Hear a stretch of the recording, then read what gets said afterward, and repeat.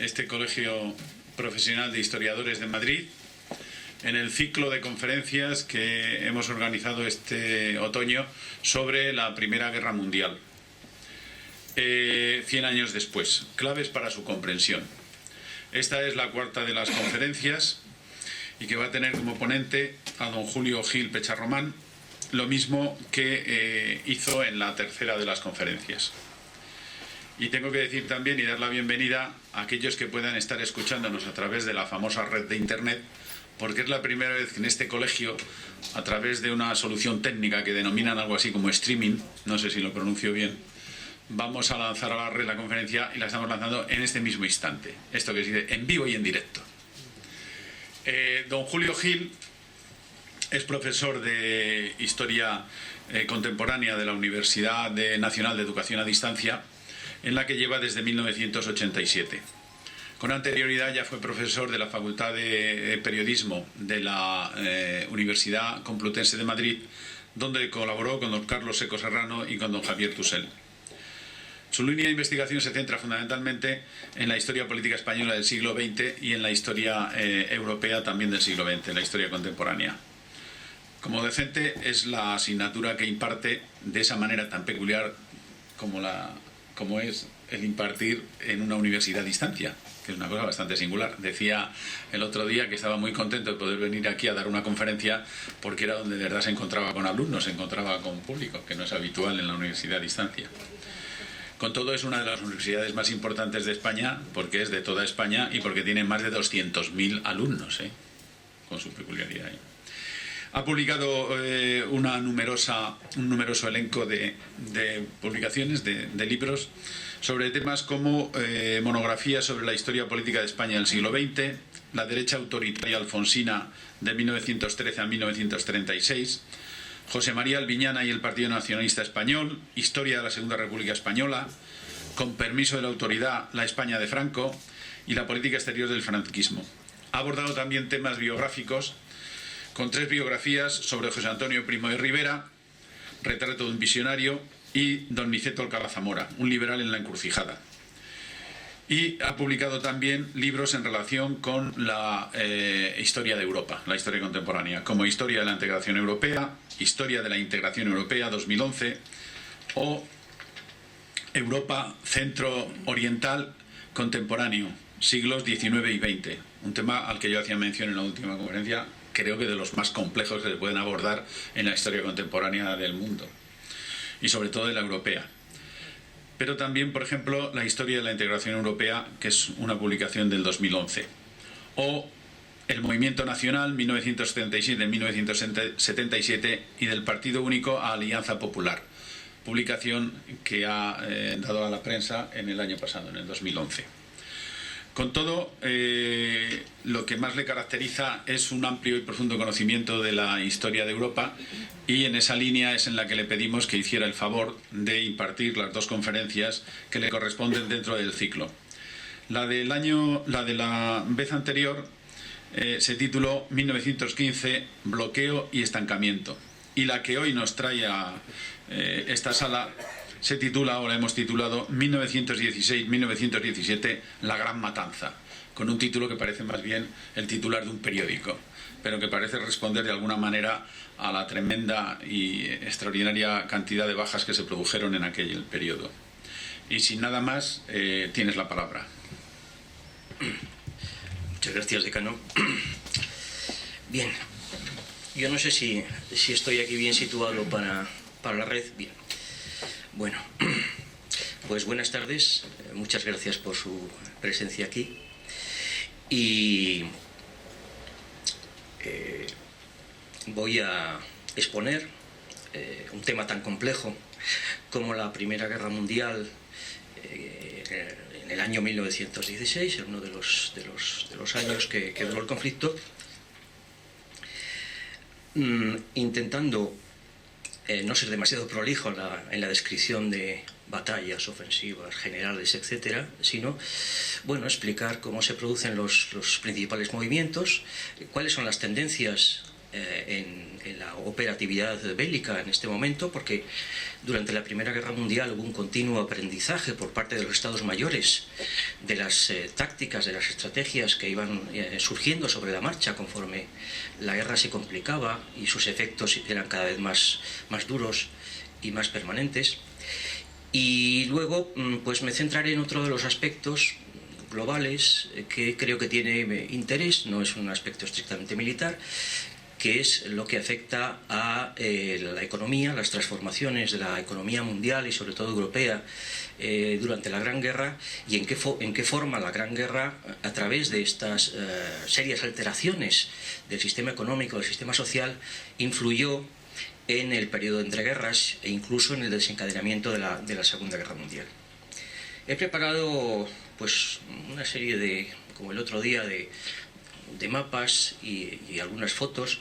No tengo una gran habilidad tecnológica, pero voy a intentar pasarlas y hacer que los mapas sean comprensibles, incluso para los que están al fondo. Si no llegan a serlo, pues es que no dan más de sí, y pido disculpas en ese sentido. Bien, el título que la organización del seminario ha dado a esta conferencia es La Gran Matanza, y es efectivamente un título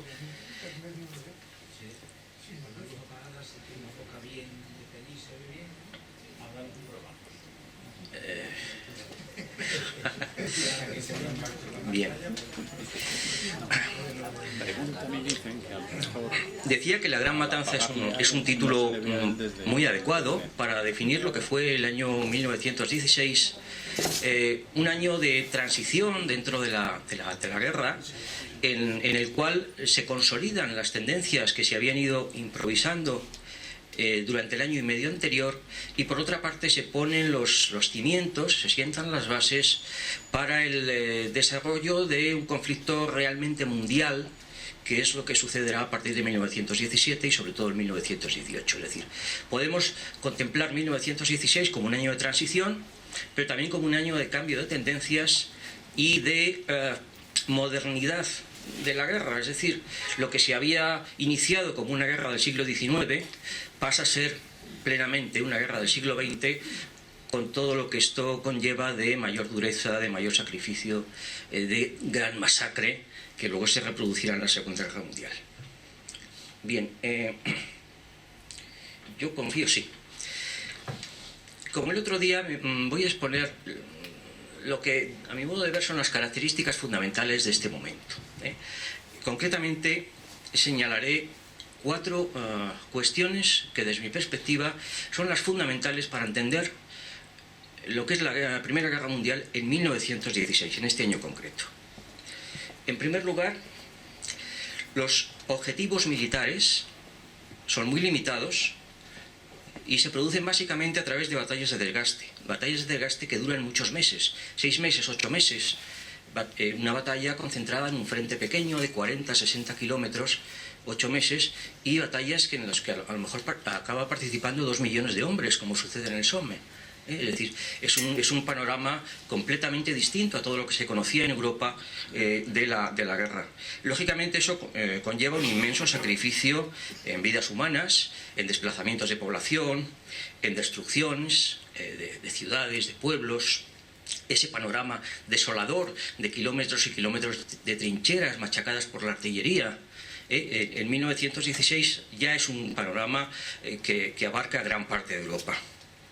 Y por otra parte, esas nuevas armas a las que me refería el otro día hacen ya plenamente su aparición en los frentes, es decir, los gases asfixiantes, los tanques como nueva arma, comienzan su andadura bélica en 1916, los submarinos, la guerra submarina se generaliza, sobre todo a partir de la batalla de Jutlandia, cuando la marina alemana pierde cualquier protagonismo en la guerra, y Alemania tiene que fiarlo todo en los submarinos. La segunda característica es que, frente a lo que ha sido 1914 o 1915, en 1916 se incorporan pocos países a la contienda. Luego en 1917 habrá un verdadero aluvión. En 1916 hay 3 estados, ¿no? 3 países que se incorporan en circunstancias muy distintas. Rumanía, Portugal y la parte occidental de Arabia, lo que es el Emirato de la Meca, que como veremos después, pues bueno, también juega un cierto papel en la guerra con la dinastía hachemita. En tercer lugar, como he dicho, se consolida una economía de guerra. La reconversión económica para sostener una guerra tan prolongada y tan general prácticamente se alcanza ya en este año a través de la reconversión industrial hacia industrias de guerra básicamente y de apoyo a la contienda, la planificación estatal, es decir, el control por la administración del Estado de la producción frente a la economía liberal que predominaba hasta ese momento, el relevo de mano de obra. Los varones son enviados al frente y entonces se trae mano de obra de las colonias o se incorporan las mujeres a la industria, a las fábricas, a las oficinas. Los intentos de colapso comercial, es decir, los bloqueos, impidiendo que lleguen los suministros a los puertos de los países contendientes.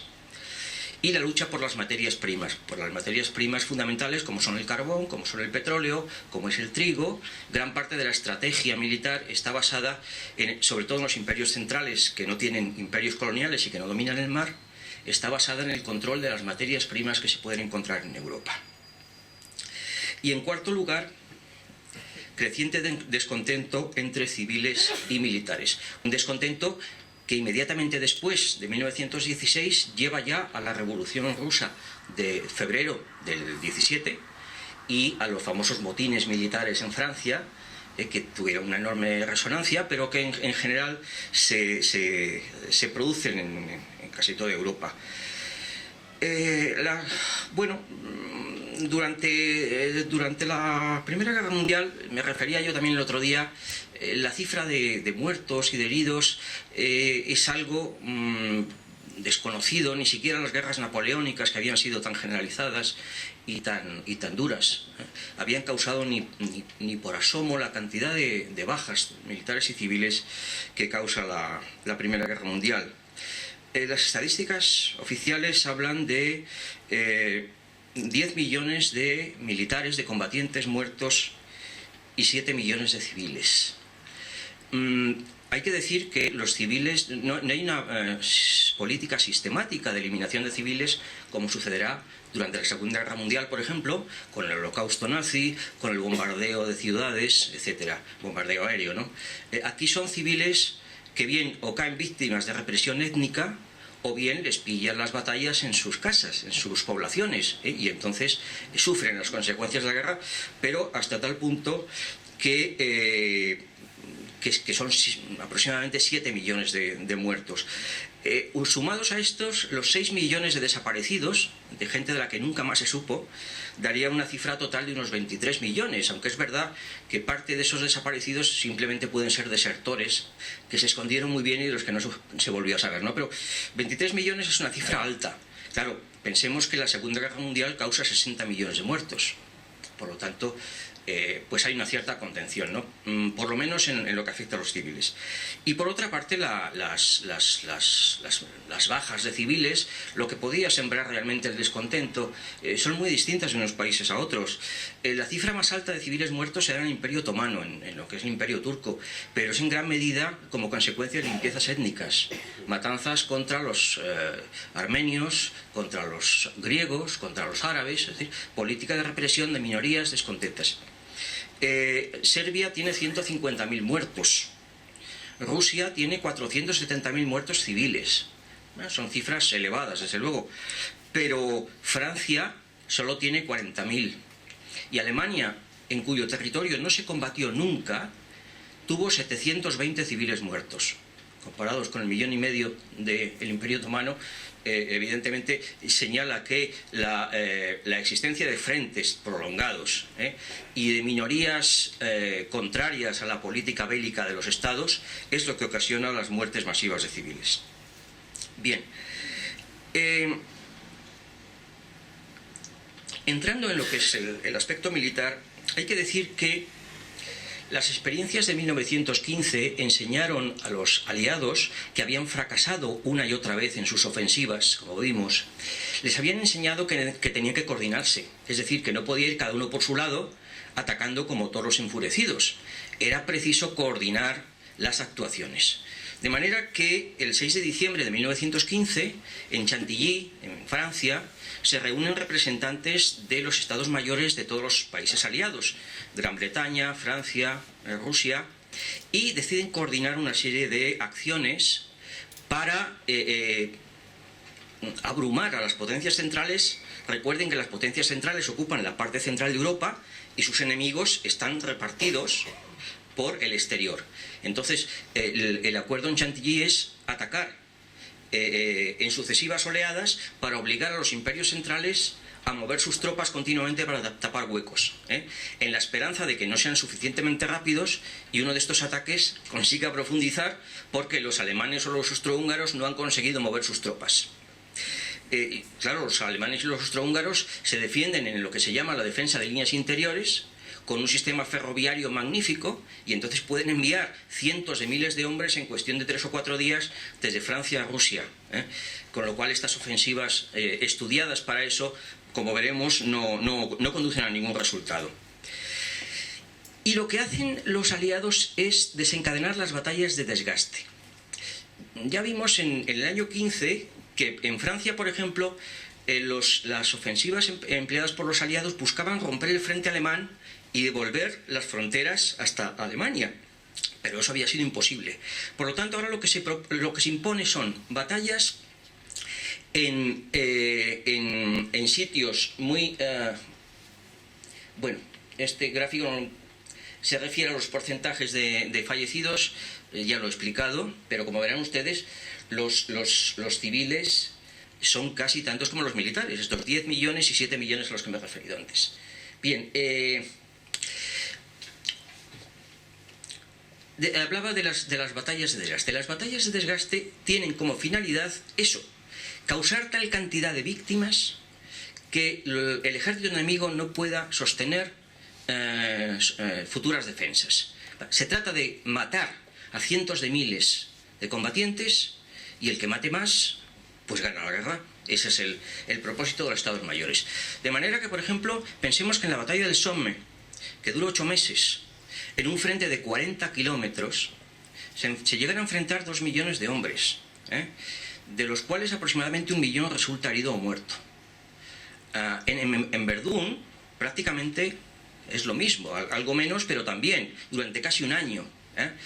La ofensiva Brusilov en el frente ruso dura todo el verano y parte del otoño del año 16, y se avanzan unos 50 kilómetros, no avanzan más. Es decir, son batallas inútiles en sí mismas, estratégicamente inútiles, pero destinadas a desgastar los ejércitos enemigos, causando inmensas bajas y obligando a el empleo de material hasta el agotamiento de las reservas. Esa es la táctica de los estados mayores. Diríamos que es una táctica criminal. Bueno, de hecho, pues lo es. Y eso explica en buena medida la protesta social del año 17 y del año 18. Cuando la gente se da cuenta de que están sacrificando a una generación completa de jóvenes europeos, unos cuantos generales, por una estrategia que no conduce absolutamente a nada, porque no conduce absolutamente a nada. Y las potencias centrales, pues bueno, en este año 16 lo que hacen es defenderse. Les atacan, se defienden, trasladan tropas de un lado a otro, van tapando huecos. Solo tienen una intervención realmente importante, que es la conquista de Rumanía, que explicaré a continuación porque, bueno, es una historia curiosa en cierta manera. Bien, voy a hacer un repaso breve. ¿Esto se ha movido? Sí. A los frentes, breve, no voy a entrar en mucho detalle. El frente francés, como verán, formaba una cuña con un entrante que había intentado llegar a París pero no lo había conseguido. Y en 1915 se había mantenido muy estático. En el 16 también. Si se dan cuenta, se aprecian esos dos colores, esas dos manchitas de color, son las zonas en las que avanzan los contendientes durante 1916. Eso es lo que ganan esas dos manchas con el sacrificio de 2 millones de hombres. Se ganan eso. Es decir, el Somme arriba, el color morado y Verdún abajo el color naranja. Evidentemente, los avances en ambos sitios no iban a llegar a ningún sitio, ¿eh? Por lo tanto, no son planteamientos estratégicos, son estrictamente planteamientos de desgaste. Vamos a ver. Bien. En el frente francés, el despliegue, como verán ustedes, era variado por parte de los aliados. Los británicos, esos cuadrados blancos, tenían como prioridad fundamental defender Flandes, defender el estrecho, porque para ellos el estrecho de Calais era vital. Si los alemanes ocupaban el norte de Francia, se colocaban enfrente del Reino Unido. Por lo tanto, tenían que impedir que en la zona de la Artois y en la zona de Calais los alemanes siguieran avanzando. Esa era su preocupación. Y luego los franceses ocupaban el resto del frente, los cuadrados negros, hasta llegar a Alsacia y Lorena, donde no hubo actividad durante toda la guerra. Este era el despliegue, y frente a ellos estaban los alemanes, solo los alemanes, porque sus aliados austrohúngaros estaban en el frente italiano, estaban en el frente balcánico y estaban en el frente ruso, pero no en el frente francés.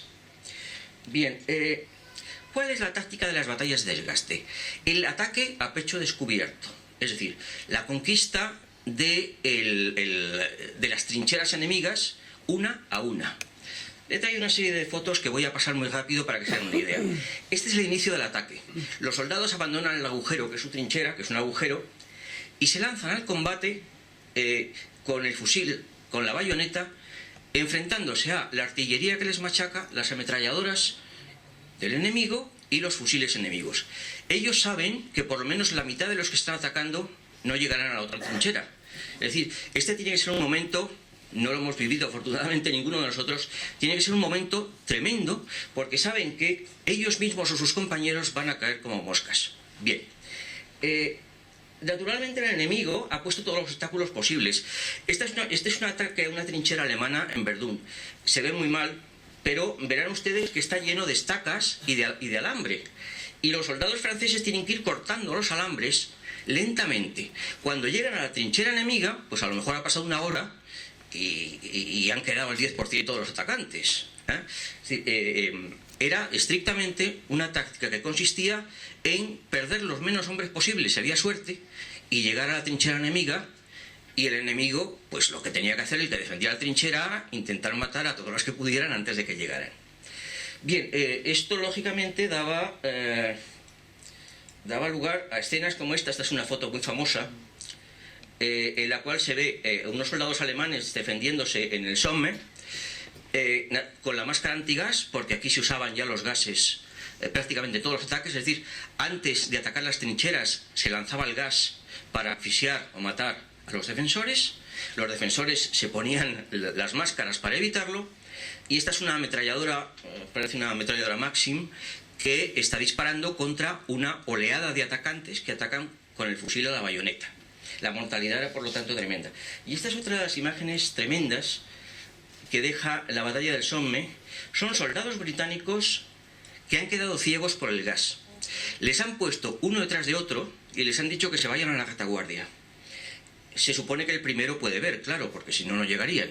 Pero todos los demás, como pueden ver, están cegados. Ha sido un ataque con gas. Bien, brevemente... Las dos batallas. Bueno, la batalla de Verdún era un pequeño saliente, una ciudad que constituía un saliente en el frente, y que los franceses estaban muy empeñados en defender. Verdún era una ciudad relativamente pequeña, estaba rodeada de bosques y tenía una serie de fuertes. Estas cruces eran fuertes muy antiguos, de la época de la guerra franco-prusiana, con un concepto bélico muy antiguo, o bastante antiguo. Es decir, se metían dentro del fuerte y con sus cañones esperaban a que les atacaran. Bueno, lógicamente había un sistema de trincheras cubriendo también los fuertes, ¿no? Pero este era un concepto del siglo XIX. Los alemanes deciden lanzar aquí una batalla de desgaste y concentran unos 2000 cañones, y llegarán llegarán a concentrar 1.250.000 hombres en este espacio, en el espacio que está en verde.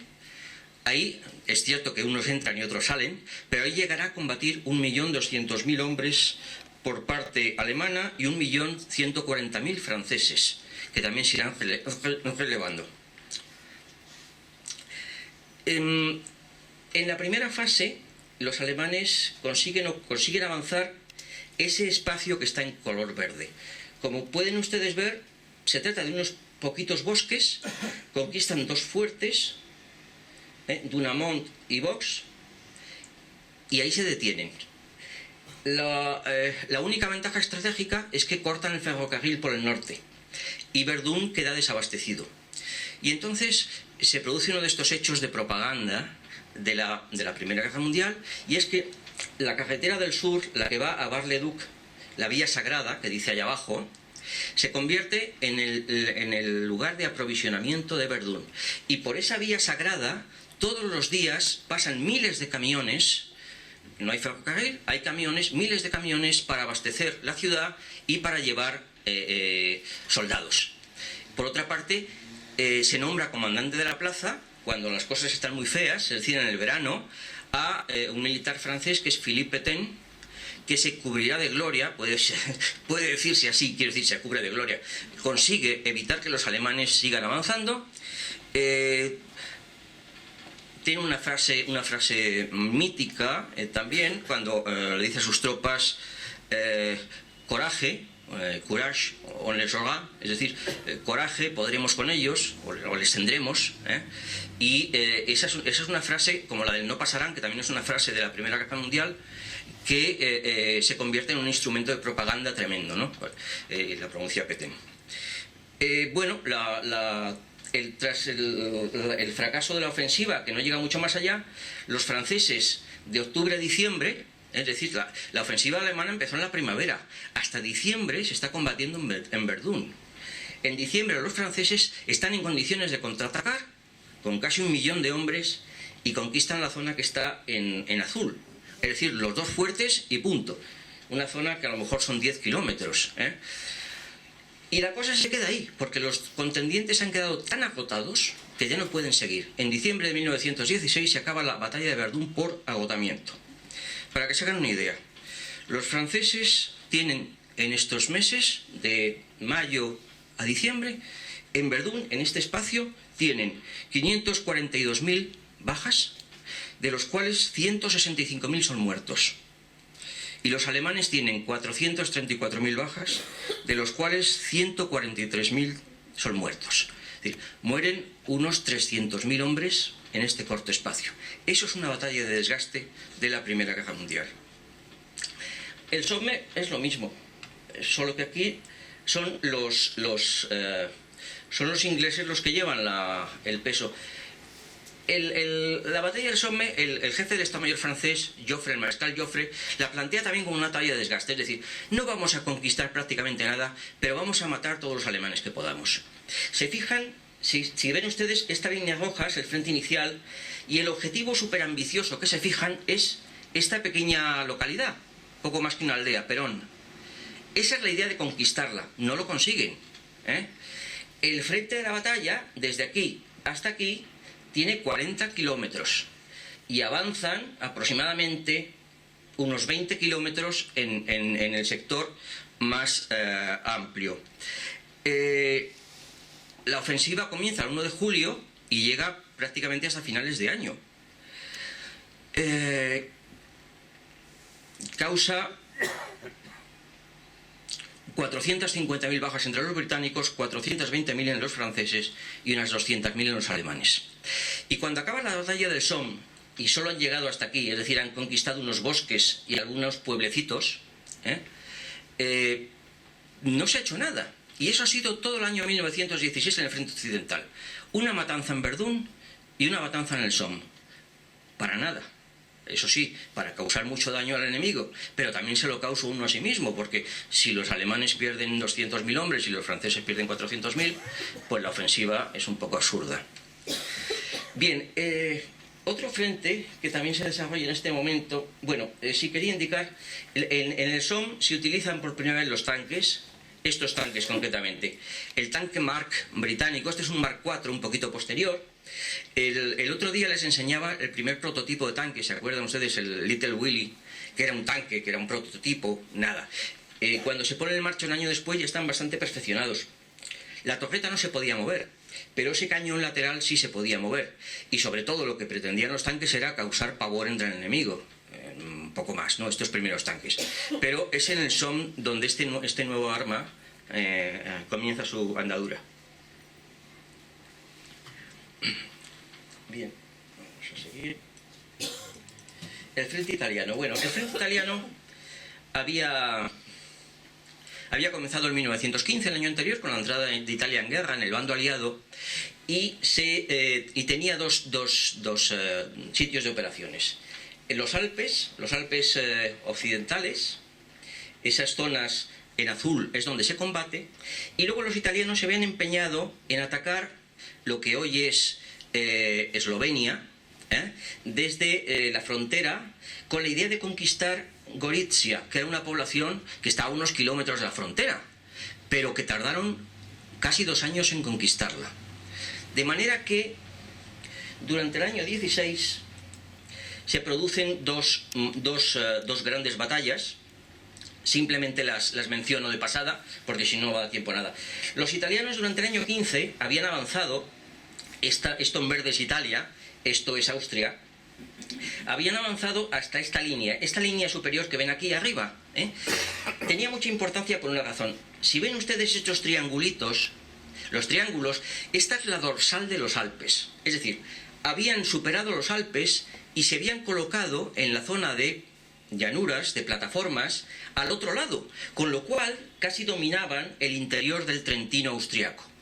Por lo tanto, los austriacos lo que tenían que hacer era obligarles a abandonar las alturas de los Alpes y pasar ellos a la zona italiana de planicies italianas para amenazar Venecia desde arriba. Por lo tanto, la batalla de los Alpes se centra en este retroceso. Los austriacos comienzan muy fuerte, despliegan una gran cantidad de tropas y consiguen alcanzar esta línea. Básicamente toman Asiago, que es la principal ciudad, con un coste de vidas enorme, y a partir de aquí quedan en condiciones de atacar el Véneto. Y claro, el problema de los italianos es que su frontera norte, en esa época, entre el mar y los Alpes era muy estrecha. Si los austriacos llegaban al Adriático, les cortaban en dos todo el norte de Italia, y además amenazaban la zona industrial de Milán, toda la Lombardía, porque hubieran estado ahí. De manera que los italianos envían todas las tropas que pueden, y también con una gran cantidad de vidas recuperan la meseta de Asiago y obligan a los austriacos a situarse aquí. A finales de año el frente ha evolucionado desde aquí hasta aquí, muy poco, pero muy importante para los austríacos, porque si ven ustedes, lo que los austríacos han conseguido es dominar las alturas de los Alpes. Los italianos ya no constituyen una amenaza para esta zona, sino que ahora los austríacos desde los Alpes pueden amenazar el sur. Y en el otro lado, pues bueno, poco más de lo mismo, las famosas batallas de Lisonzo. Las batallas de Lisonzo a lo largo de la guerra son 11 batallas, 11 ofensivas italianas, una tras otra, cuyo único propósito es conquistar Gorizia. Lo consiguen en 1916, pero no van más allá. Es decir, fíjense ustedes que todo el avance de 1916 es de esta línea de puntos a esta línea, de corchetes, ¿no? Son 5 batallas sucesivas, 5 ofensivas sucesivas, que solo les permiten conquistar esta ciudad. Es decir, también en el frente italiano son puras batallas de desgaste que no conducen a nada. 1916 es un año perdido al precio de cientos de miles de vidas. Bien, ¿y en el frente oriental qué pasa? Pues el frente oriental se mueve un poco más, pero no mucho más. En 1915 los alemanes habían avanzado muchísimo, habían conquistado Polonia, habían conquistado Lituania, y los austriacos habían expulsado a los rusos de Galicia, lo que hoy es la Ucrania occidental. no amenazaban el corazón de Rusia, puesto que la frontera se había quedado ahí detenida, pero se habían hecho con toda la zona industrial de Polonia y con sus yacimientos de carbón. Y eso era fundamental para los rusos, que necesitaban el carbón de Polonia. Por lo tanto, montan una ofensiva en el verano del 16, en colaboración con los aliados occidentales. Es decir, esperan a que los franceses y los ingleses estén atacando en el Somme y en Verdún, contraatacando, y entonces atacan ellos pensando que los alemanes han retirado sus tropas y las han llevado a Francia. La ofensiva Brusilov es el jefe de los ejércitos sur rusos, es este cuerpo de ejército, y vaya. La ofensiva Brusilov dura desde el 4 de junio hasta... a ver la fecha... la tengo por aquí... Sí, hasta septiembre... es un poco posterior, llega octubre porque en octubre, naturalmente, en esta zona empiezan las nevadas y hay que tener la ofensiva. Bueno, la ofensiva, también muy costosa, no avanza más allá de 50 kilómetros aproximadamente. Se detiene aquí. Estos son los pantanos del Pripyat, que es una zona deshabitada, pantanosa, donde realmente no se puede vivir, no hay población prácticamente, y no alcanzan más objetivos. La ofensiva Brusilov, a lo largo de 1916, es tan costosa en vidas y fracasa de tal manera que es muy importante para entender el sentimiento de rebeldía de la población rusa, igual que los franceses, pero mucho más, contra el zar y contra los generales que están sacrificando cientos de miles de vidas para nada, porque esta es una ofensiva totalmente fracasada. Y, insisto, es bastante importante para entender el estado de ánimo de la población que lleva a la revolución de febrero del 17. Sin el fracaso de la ofensiva Brusilov, si hubiese tenido éxito, pues quizá la historia, quizá hubiera sido algo distinta. Bien, otro escenario, un escenario nuevo, es Rumanía.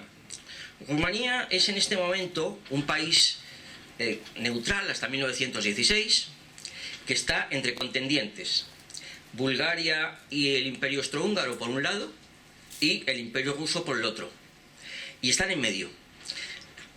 Durante el año 15 los rumanos se dejan querer, es decir, dicen, bueno, ¿qué nos ofrecen? Nosotros queremos entrar en guerra, pero vamos a ver qué nos ofrece cada parte. Los aliados les ofrecen toda Transilvania, una zona que ahora es parte de Rumanía, pero que hasta 1918 era parte de Hungría. Les ofrecen toda esta zona. Y los alemanes les ofrecen la Besarabia, que es parte del Imperio Ruso. Al final, los rumanos deciden que es mucho más interesante quedarse con Transilvania. Y entonces, esto dicho de forma muy general, ¿no? Y entonces firman un acuerdo con la Entente para entrar en guerra. Entran en guerra, atacan en los Cárpatos y consiguen avanzar un poquito. Pero, a continuación, durante el otoño, el final del verano y el otoño del año 16, los imperios centrales vuelcan en Rumanía una enorme cantidad de tropas. Los austríacos atacan por el norte, los alemanes desplazan un ejército que tenían en Macedonia, atacando a los británicos en el sur, en el frente macedonio, lo desplazan al norte y atacan en dirección a la capital, a Bucarest, y los búlgaros atacan por la costa. Bueno, el resultado es evidentemente también una masacre tremenda, porque los ejércitos rumanos son rodeados y masacrados, y cuando se detiene el frente, en enero del 17, diciembre del 16, enero del 17, esta que marco con la cruz es la línea que les queda a los rumanos. Es decir, con ayuda rusa han conseguido detener el avance enemigo, pero casi toda Rumanía ha quedado en poder de las potencias centrales. Y esto es muy importante porque Rumanía en este momento es el principal productor de petróleo de Europa y tiene una producción de trigo también muy importante. Los imperios centrales necesitan las materias primas rumanas desesperadamente. De manera que esta campaña les permite obtenerlo, y los rumanos quedan aquí limitados prácticamente a este triangulito norte de su país, en teoría todavía combatiendo, pero en la práctica anulados por la única gran ofensiva que se produce en 1916. Bueno, la única grande realmente porque en los Balcanes el frente de Salónica tiene muy poca actividad, hay ataques aliados en esta época, conquistan, los aliados ocupan la zona que está con las rayas. Es importante por una razón: esta es una zona de montaña y, al igual que pasa en los Alpes, controlan las crestas montañosas, que antes no las controlaban, pasan a controlar las crestas de la cordillera, y detrás de esta línea ya lo que hay son llanuras que en 1918 les permitirán avanzar muy deprisa por Serbia y por Bulgaria.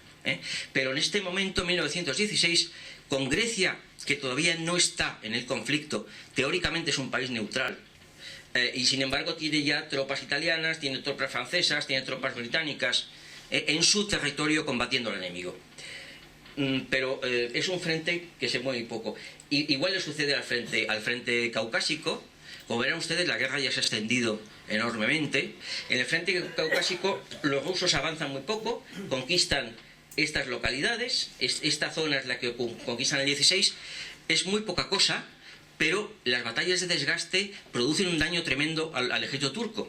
Probablemente sin la revolución de febrero del 17, que detiene a los rusos, probablemente a comienzos de 1917 o mediados el ejército turco hubiera colapsado, porque la presión del enemigo era muy fuerte. Pero la revolución del 17 paraliza las operaciones y los turcos en cierta medida se salvan. Bien, y por último la gran batalla naval de Jutlandia.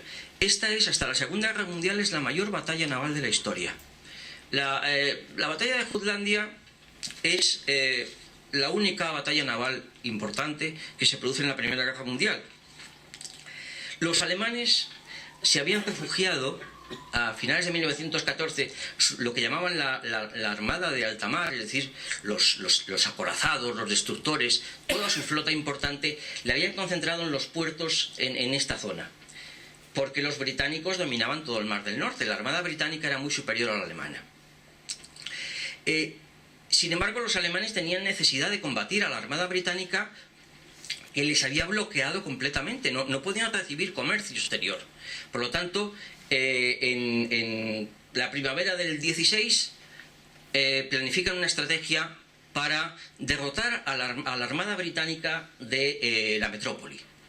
La estrategia es la siguiente: enviarán a sus submarinos, Alemania cuenta en este momento con un centenar de submarinos aproximadamente, los enviarán en secreto cerca de la costa británica. Luego saldrá la Armada alemana. Al salir la Armada alemana, las dos flotas británicas saldrán a su encuentro, y entonces los submarinos les atacarán por la espalda y destruirán a los buques británicos. Esa es la estrategia planificada.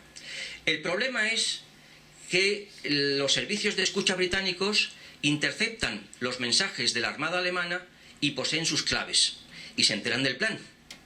De manera que cuando la Armada alemana, la flota alemana, sale a cumplir su objetivo, los británicos, la flota fundamental, que es la de Jellicoe, y la secundaria, pues ya se han puesto en marcha, han burlado a los submarinos, que no se enteran de que se han ido los buques, y se enfrentan en alta mar con la flota alemana en estos dos momentos. Bueno, hay que decir que la batalla de Jutlandia es una victoria alemana. Es decir, los resultados de la batalla son favorables a los alemanes. Se enfrentan 151 buques británicos, 99 alemanes, y los británicos sufren muchas más bajas, bastantes más. Solo por hablar de muertos, de marineros muertos, los británicos sufren 6.094 y los alemanes 2.500. Y las pérdidas de buques son también... Pero los alemanes se asustan y se retiran a sus bases. Es decir, no aprovechan la batalla, no prosiguen la batalla, porque saben que los británicos pueden acumular nuevas fuerzas. vuelven otra vez a sus puertos y se quedan ahí. Y se quedarán hasta el final de la guerra. Los buques alemanes ya no vuelven a salir a alta mar. Después de la batalla de Jutlandia, lo único que Alemania va a hacer en el mar es la campaña de submarinos para hundir el tráfico aliado. Y finalmente un comentario sobre la revuelta árabe, que también tiene importancia, no en este momento, pero sí lo tendrá más adelante. Esta zona de la Arabia Occidental, que está rayada, pertenecía al Imperio Otomano, pero estaba habitada por tribus árabes que, animadas por los monarcas saudíes, esta zona era la Arabia Saudita, aquí estaban los saudíes, animan a los árabes de la costa a levantarse, y en 1916 el emir de la Meca, que es el emir Faisal, el jefe de la familia hachemita, se subleva contra los turcos.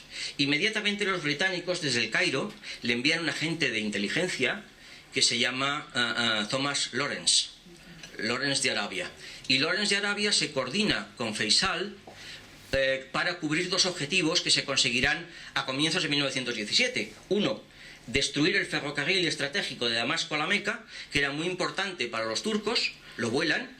Y otro, conquistar el puerto de Aqaba para cortar las defensas turcas en el Sinaí. Aqaba está aquí, en esta intersección.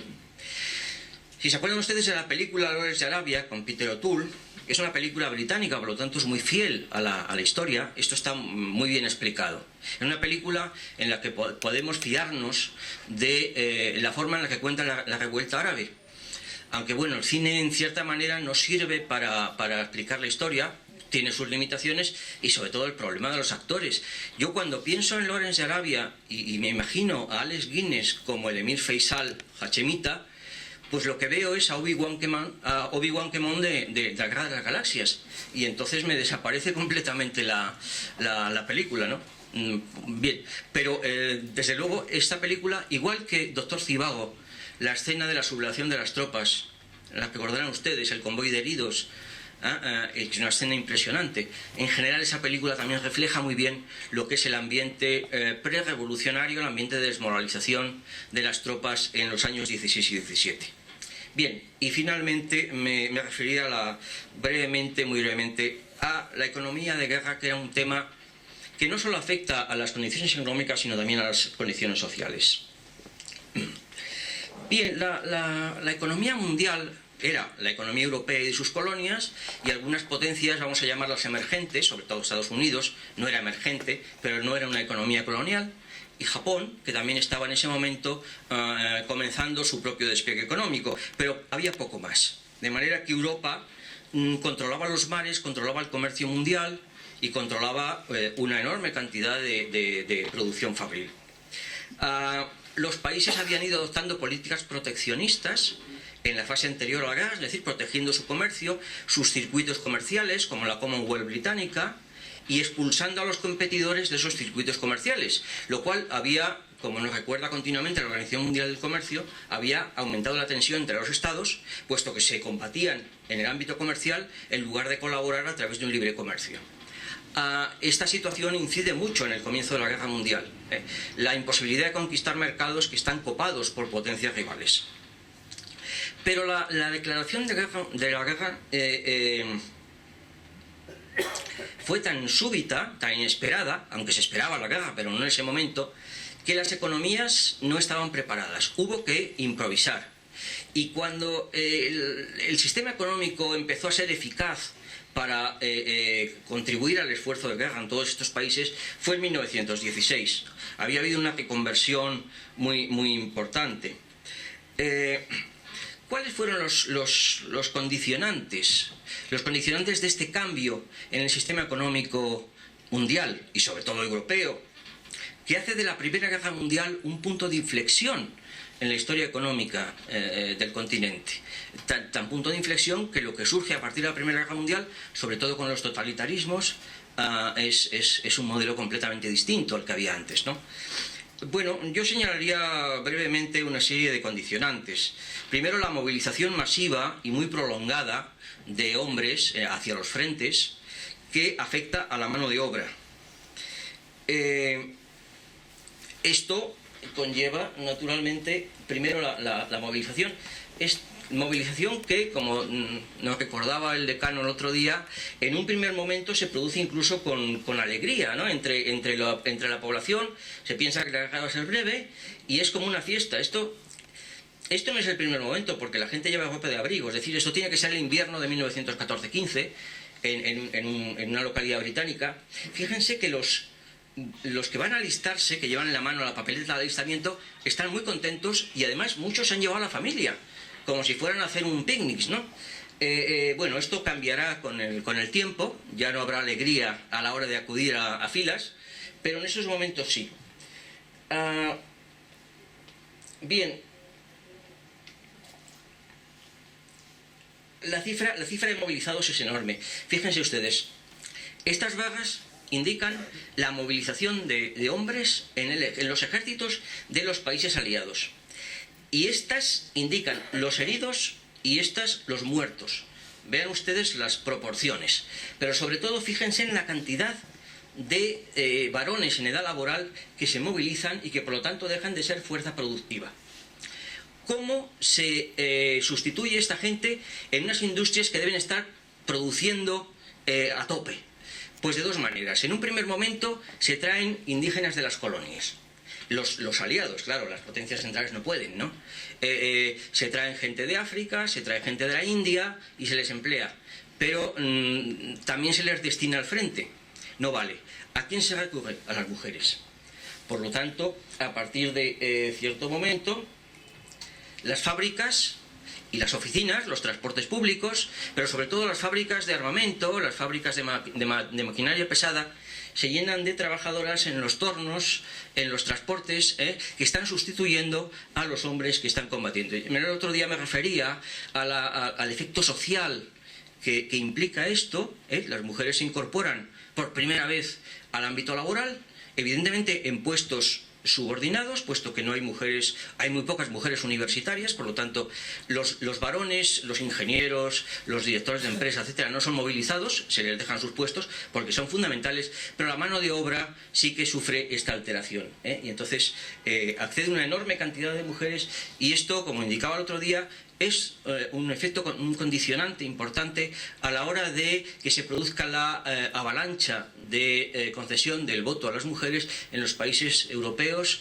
inmediatamente después del final de la guerra. La producción se orienta hacia el armamento y hacia la logística de la guerra. Los productos de consumo van disminuyendo, lógicamente la población llega a pasar hambre, aparecen las cartillas de razonamiento, no hay productos de lujo, es decir, la reconversión industrial es total. ¿Cuáles son las consecuencias? Bueno, pues muy brevemente de esta transformación. Primero, la aparición de la planificación económica desarrollada por la administración, es decir, el esfuerzo bélico obliga a los gobiernos a tomar las riendas de la economía para que los empresarios privados no hagan de su capa un sayo. Hay que coordinar las políticas de producción y distribución y hay que obligar a las empresas a producir lo que necesitan los estados. Por lo tanto, a partir de 1915, la libre empresa de carácter liberal que había predominado en Europa empieza a disminuir. Aparecen las políticas de planificación que luego veremos en el periodo entre guerras, en la Alemania nazi, en la Italia fascista, en la Unión Soviética, por supuesto, incluso en la España franquista, ¿no? Pero esto es algo que ya aparece y se planifica en la Primera Guerra Mundial. En segundo lugar, como he dicho, la movilización masiva obliga a este trasvase de mano de obra que tiene un efecto social tan importante en el periodo de entreguerras. En tercer lugar, la desaparición de la libertad de comercio. El comercio mundial queda vinculado a la suerte del control naval. Y aquí sí que hay las teorías navalistas, por ejemplo de Mahan, el almirante norteamericano, parecen que tienen razón. Quien controla los mares puede ganar la guerra, y quien controla los mares son los aliados. El comercio alemán o austrohúngaro desaparece, el comercio marítimo, y no hay posibilidad de que compren cosas fuera. Y hay un bloqueo completo. Los alemanes responden con la guerra submarina,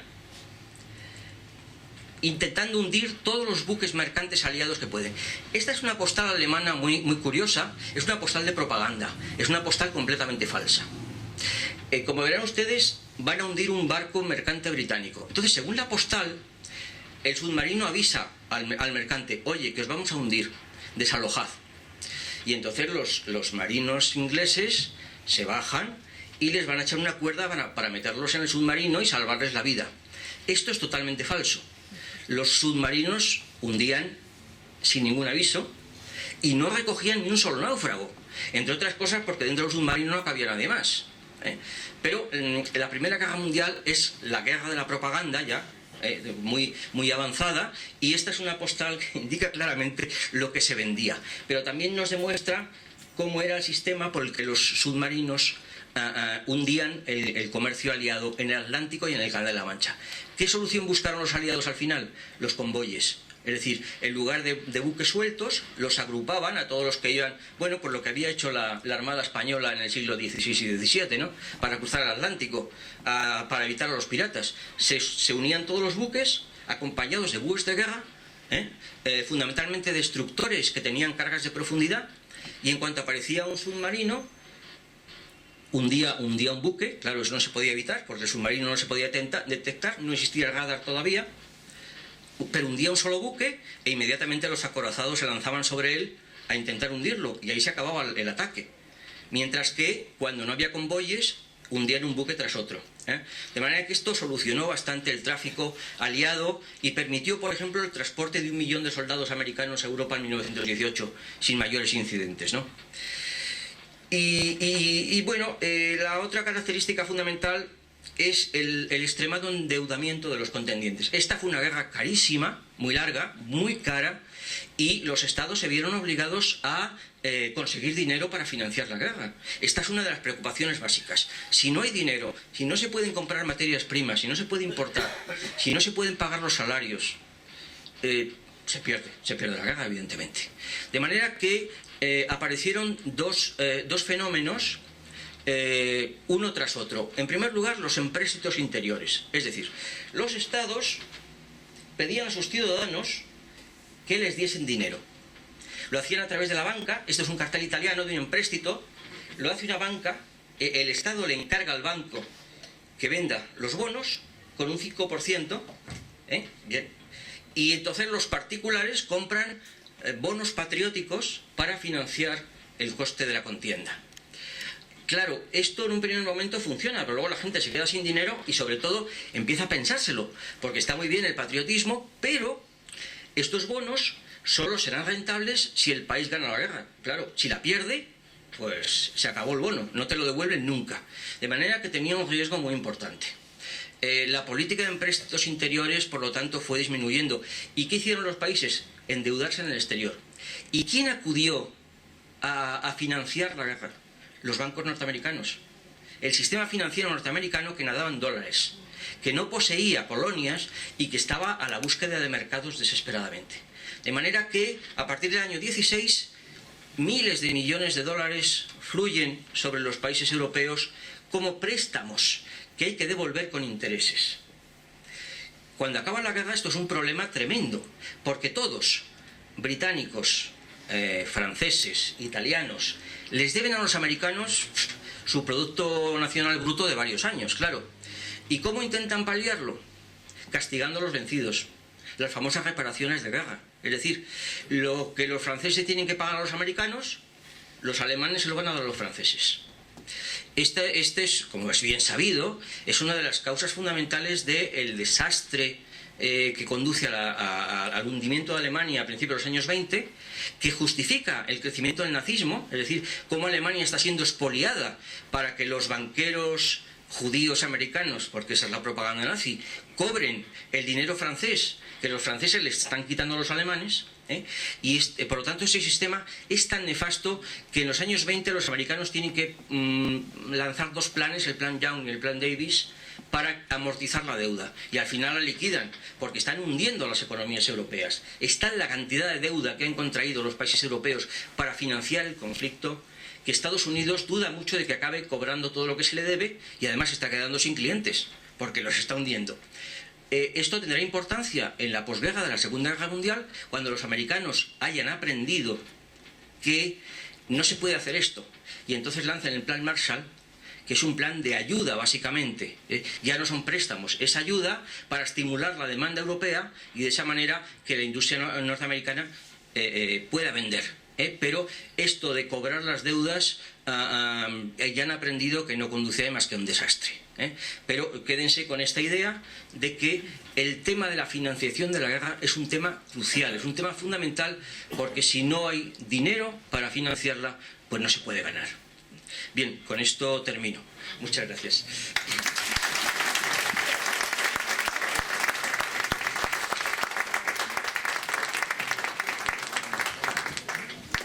Muchas gracias, profesor. Vamos a iniciar un pequeño turno de preguntas, si les parece. Y yo casi le haría una, aunque, si me permite, lo último que ha dicho es que esto de cobrar las deudas no se debe hacer. Yo creo que podríamos llamar a Pablo Iglesias y decirle que nos explique si está en la misma... Perdón por la... No, pero es muy claro el contraste de la actitud de los aliados al acabar la Primera y al acabar la Segunda Guerra Mundial, ya que se puede decir que aunque sea a trompicones, algo va aprendiendo la humanidad o va aprendiendo la clase política, porque el Plan Marshall no tiene nada que ver con aquello de Alemania pagará. Claro. No, a nivel curiosidad, las mujeres que estuvieron ocupando todos estos puestos de una manera interina, sí. ¿Qué pasó cuando terminó la guerra? Bueno, pues cuando terminó la guerra habían muerto quizá 20 millones de varones y sus puestos de trabajo había que mantenerlos ocupados. De manera que en una gran medida las mujeres siguieron ocupando los puestos, porque hay que tener en cuenta que en la Primera Guerra Mundial, igual que en la Segunda, 2 generaciones sucesivas, la mortalidad masculina fue brutal en los frentes. De manera que la industria europea no se hubiera podido volver a poner en marcha en 1919 si se hubiera prescindido de las mujeres. Fue una situación totalmente nueva, revolucionaria desde una perspectiva social, que no se pudo, o no se quiso, pero sobre todo no se pudo revertir porque faltaban brazos de hombres. La mortalidad había sido tremenda en los frentes. No, lo digo porque a nivel, por ejemplo, leía que yo había oído, y aquí en España hubo también una mortalidad, por supuesto, unos términos muy diferentes. Las mujeres hicieron todas unas políticas de incorporarse a sus casas para tener hijos y repoblar. Sí, bueno, eso también se hizo en la Alemania nazi, pero bueno, son peculiaridades. Hay que tener en cuenta que la Guerra Civil Española tuvo una mortalidad muy limitada, muy breve, y luego que los vencedores eran católicos, apostólicos y romanos, es decir, bueno, la ideología también era fundamental, ¿no? Pero es que en España no combatió en la Primera Guerra Mundial, por lo tanto no tuvo este problema y no incorporó mujeres. Yo creo que eran casos muy distintos. Obviamente en la Primera Guerra Mundial, si no se hubiera producido esa movilización absolutamente masiva en el ejército, las mujeres no hubieran accedido a puestos de trabajo. Pero la auténtica revolución social no era tanto esa. Las mujeres, por ejemplo, siempre habían trabajado en la agricultura europea, es decir, eran mano de obra habitual, ¿no? Eso no era nuevo. La auténtica revolución se produce después, cuando las mujeres comienzan a llegar masivamente a las universidades y a las escuelas técnicas y empiezan a ocupar puestos de responsabilidad, digamos, ¿no? Ya como técnicos, como ingenieros, etcétera.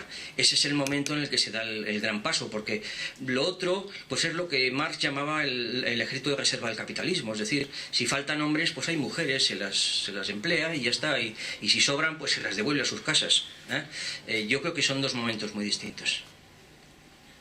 El plan Marshall, aparte de una visión más o menos altruista, yo creo que tenía otra visión por parte de Estados Unidos de procurar una recuperación de Alemania que sirviera de freno al avance ruso hacia Europa, que se había comido ya tranquilamente pues todos estos países que luego quedaron detrás del llamado del telón de acero, esa frase de Churchill, ¿no? Sí.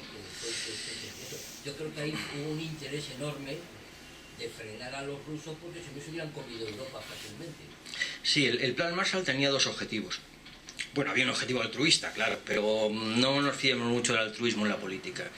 Tenía 2 objetivos básicos. Uno era ese, es decir, recuperar rápidamente la Europa occidental en un momento en el que la Europa oriental estaba en manos del ejército soviético. De manera que había que contener. Los comunistas gobernaban en Francia, gobernaban en Italia, eran muy poderosos y por lo tanto, bueno, pues había que potenciar las estructuras capitalistas.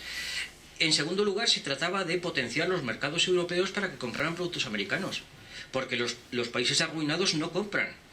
Por lo tanto, si Estados Unidos quería mantener el nivel de producción magnífico que había tenido durante la Segunda Guerra Mundial, que para Estados Unidos fue un gran negocio, pues tenían que fomentar que sus clientes tuvieran dinerito. Bueno, eso lo vemos, ¿no? Si bajan los sueldos o desaparecen los capitales de la gente, pues no consumen. Y si no se consume, pues no se vende. De manera que los economistas norteamericanos lo que pensaron que a medio plazo había que recuperar la economía europea para que los mercados se recuperasen también.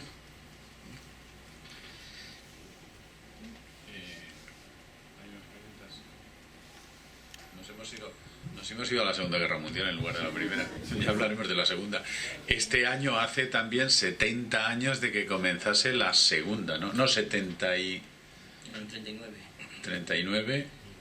Y estamos en el 14, 75 años, que es una cifra también bastante redonda. Sí, hombre, no tanto como lo de 100, pero en fin, bastante. A ver si dentro de 25 años celebramos los 100 años de comienzo de la Segunda. Celebramos, no es celebrar, porque esto no se puede celebrar. Conmemoramos para... ¿no? La verdad es que los historiadores llevamos un ritmo de conmemoraciones, porque en el 2008 fue la Guerra de Independencia. En el 2006 caía década de la Guerra Civil. Luego en el 2011, no sé cuántos años hacía de la proclamación de la Primera República, pero también una cifra redonda. Ahora la Primera Guerra Mundial.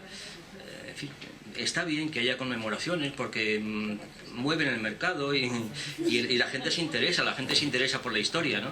Entonces sí, estas cosas vienen bien. Y el año pasado la guerra de sucesión al trono español. Es sobrecogedor pensar que hay un grupo humano que en menos de 70 años ha provocado 3 guerras: 1870, 1914 y 1939. Un país, ¿no? Un país, sí. Un grupo zoológico humano ha conseguido poner sumergir al ser humano, a la humanidad, en 3 espantosas guerras.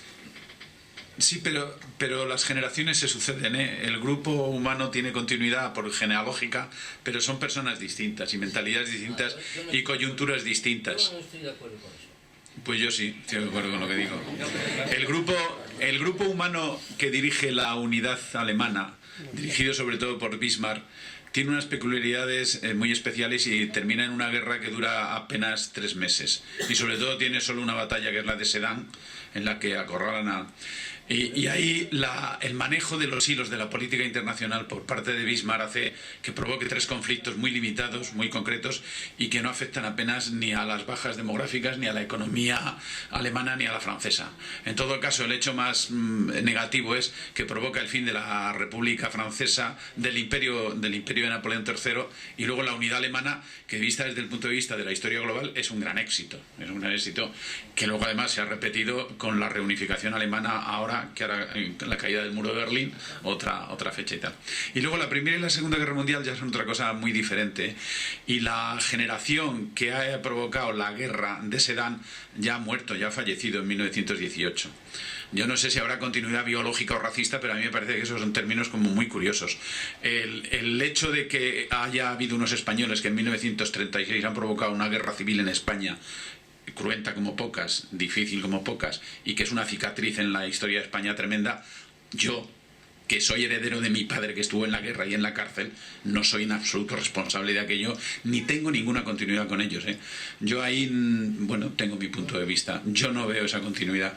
Otra cosa es que hablemos de las mentalidades dominantes, que es otra cosa, que es lo que rigen los cerebros, y que puede haber una mentalidad dominante con respecto al Estado alemán, con respecto a las ideas de Russell, el Estado soy yo, todas aquellas cosas que puedan haber heredado. Y entonces hablamos de la historia de las mentalidades, los alemanes de 1914 y los alemanes de 1939. Pero es que a su vez entre 1914 y 1939 hay otra variabilidad tremenda también, ¿eh? Los dirigentes, los von Moltkes, Ludendorff, los dirigentes de la Primera Guerra Mundial, en la Segunda Guerra Mundial ya no tienen nada que ver. Y lo que aparece es un fenómeno bastante, bueno, yo no sé si decir extraño o bastante atípico, que es el nazismo, y que son las dictaduras que proceden de la Primera Guerra Mundial, de todo el periodo entre guerras. Hay dictaduras en España, en Portugal, Polski en Polonia, es decir, que... Y luego la responsabilidad respecto a la guerra, decir que los alemanes son responsables siempre, cosa que es cierta, hasta cierto punto y en un grado significativo en estos tres conflictos, tampoco exime de responsabilidad a los demás, porque sobre todo en la primera vimos, cuando vimos el otro día el cómo se desencadena la guerra, que ninguno la esperaba, todos esperaban que fuera una guerra como la de Sedán, de 3 meses o de 4 meses, y que nadie hizo nada, pero en ningún sitio, ni en Rusia, ni en Francia, ni en Inglaterra, nada eficaz para evitarla. Y cuando se dieron cuenta estaban con una guerra mundial sin saber ni cómo ni por qué. Que esto es uno de los elementos. Eso ya no se puede decir en la segunda. En la segunda sí que se tenía el precedente de la primera. Bueno, perdón. En la Primera Guerra Mundial tardaron mucho en percatarse de lo que se estaba tramando y lo que se había puesto en marcha. Pero los demás países lo único que hicieron fue reaccionar frente a la agresión. Y la agresión siempre viene parte de los mismos. Nunca, yo he leído bastante sobre este tema, las agresiones nunca han partido ni de Inglaterra, ni de Francia, ni de Italia, ni de la Unión Soviética hasta el final de la Segunda Guerra Mundial. Siempre han sido inducidas por los mismos. Y yo pienso además que eso es una transmisión ideológica. Es una transmisión ideológica que no salta generaciones. Que siguen existiendo. Y yo lo que sospecho, lo que pasa es que yo soy muy mayor y probablemente me voy a librar de ello, y no creo que nos quedemos sin la tercera o la cuarta. Bueno, yo pienso que la gente sí aprende y que además los tiempos cambian y las configuraciones de la política mundial también cambian. Contamos en Europa, es muy criticado, pero la verdad es que es un gran invento. Contamos con un colchón amortiguador que se llama Unión Europea. La Unión Europea es un colchón que evita posibles conflictos, pero sobre todo los alemanes entendieron muy bien a partir de los años 70 que los objetivos hegemónicos que les habían llevado a 3 guerras se podían conseguir simplemente controlando el Banco Central Europeo. Y eso es lo que han hecho. No necesitan ninguna guerra. La Unión Europea es uno de los grandes inventos de la historia contemporánea. Lo que pasa es que se ha hecho a golpe de cañón. Los padres de Europa, Jean Monnet, de Gasperi, Adenauer, el propio Churchill, cuando se reúnen en 1945-1946, uno de los gritos que dicen, una de esas frases que acuña Churchill, que acuña muy buenas frases, es nunca más entre nosotros. Y para ello, ¿qué es lo que hacen? Dicen, vamos a imbricar de tal manera, vamos a unir de tal manera las instituciones de los distintos países que haya sido posible hace muy pocos años un Consejo de Ministros conjunto de Alemania y de Francia. Cosa que es, yo no sé qué decidieron si aprobaron muchos reales decretos. Bueno, decretos republicanos. Pero claro, no tiene nada que ver con la situación del periodo entre guerras, sino con la situación anterior a la Primera Guerra Mundial. Hoy Alemania y Francia colaboran, oye, con el peso que cada uno puede y con los artilugios, con todas esas cosas, dentro de la Unión Europea, que es uno de los grandísimos inventos. El mapa de Europa, yo os lo he explicado en clase en alguna ocasión, o en muchas ocasiones, se ha tejido y destejido a cañonazo limpio y con guerras continuas, y se ha vuelto a retomar continuamente desde Westfalia e incluso desde antes, de la época de los Reyes Católicos incluso. Y por primera vez en la historia, desde 1945 hasta ahora, tenemos un periodo de paz en la Europa central y en la occidental, del cual debemos de dar, bueno, no sé si gracias a Dios y a los ángeles y a los santos y a todo, y sobre todo a aquellos que han construido la Unión Europea. Y ahora a nadie, bueno, a usted sí, pero en general a nadie se le ocurre pensar que puede haber un conflicto entre estos países, entre Alemania y Francia, y nadie se plantea problemas territoriales con guerras por medio. Sí se plantea más separar España de Cataluña o Cataluña de España, eso sí, pero en absoluto con guerras, en absoluto con nadie de la Unión Europea se plantea estos problemas. Sí ha surgido en una parte de Europa, pero una parte de Europa tan singular y peculiar como son los Balcanes, donde los tiempos de Maricastaña allí ha habido una multitud étnica, una falta, y no ha habido instituciones que los han integrado de ninguna de las maneras. Y si me permites una cosa más, una de las cosas que Alemania hace por su situación central geopolítica en el corazón de Europa es que a veces ha intentado hegemónicamente dominar, pero que sin ella nada se puede hacer y contra ella tampoco. Lo que hay que hacer es contar con Alemania. Lo que no nos podemos plantear es que Angela Merkel es mala o cosas por el estilo, simplezas de esa naturaleza. Lo que hay que pensar es que cualquier cosa que se haga en Europa la tienes que hacer con Alemania, sobre todo desde que se unió en 1870. Antes no, porque no existía, y la historia de Europa antes es diferente. Pero ahora cualquier construcción europea, y simple y exclusivamente por una cuestión de geopolítica, y es que está en el centro. O sea, todo se tiene que hacer o con Alemania o nunca contra Alemania. No, pero yo digo que debe de tal forma muy optimista usted con el concepto de Europa. Yo pienso que hoy día Europa ha perdido absolutamente su hegemonía y que hoy día su hegemonía se desplazó hacia Estados Unidos y ya veremos a ver qué va a pasar con eso que llaman países emergentes. Pero ese papel tan importante que da usted a Europa, yo lamentablemente, empezando por el punto de vista cultural y de ahí en adelante, no lo veo tan preeminente. Yo he hablado de Alemania dentro de Europa y no hemos hablado de Europa en el conjunto del mundo, ¿eh? Es otra cosa.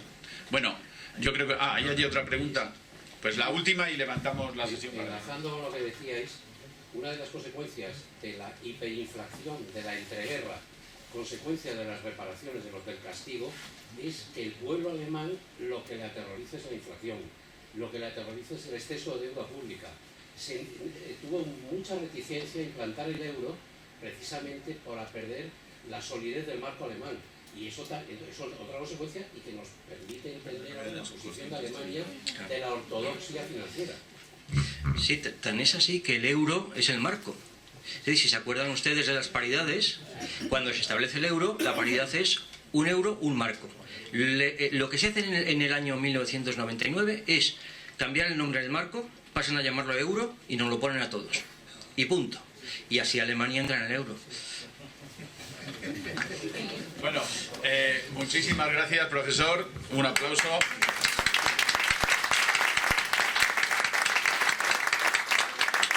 Bueno, y un poco